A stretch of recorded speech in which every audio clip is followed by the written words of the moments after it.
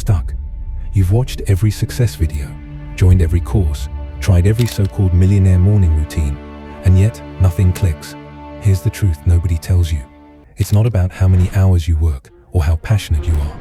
The guys who make it, in dropshipping, YouTube automation, business, whatever, they all share the same 5 traits. I've spent the last 30 days not just reading about them, but studying their habits, their failures, and their mindset patterns.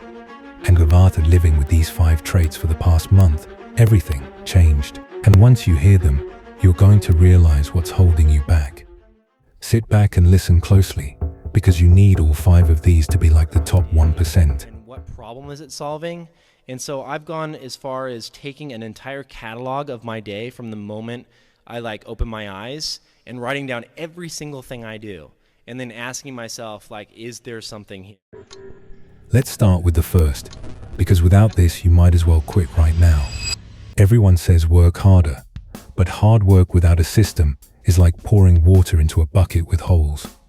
James Clear wrote Atomic Habits, but let's talk about someone who lived it. Stephen King, the author who's written 65+ bestsellers, doesn't wait for inspiration to write. He writes 2,000 words a day, every day, even on holidays. That's a system. Most people fail because they rely on feeling motivated. The winners build a structure so they don't have to think about it. They make it automatic.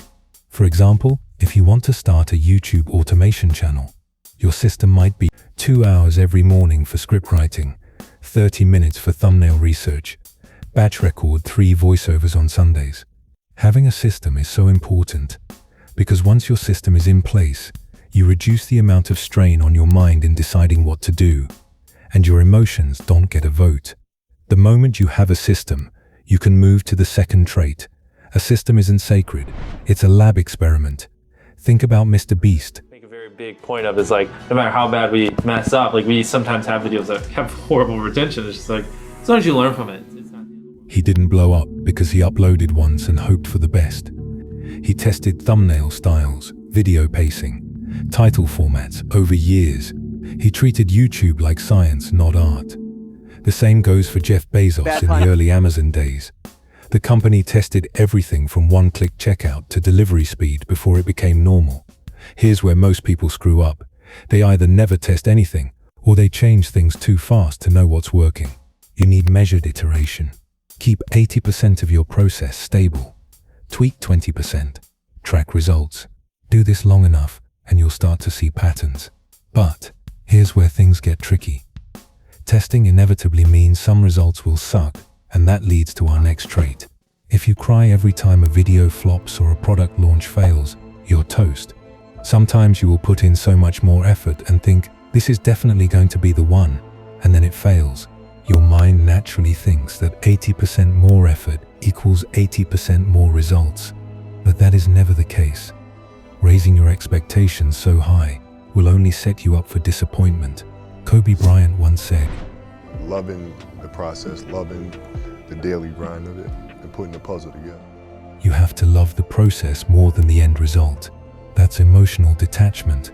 When Elon Musk launched the first SpaceX rockets, they exploded publicly.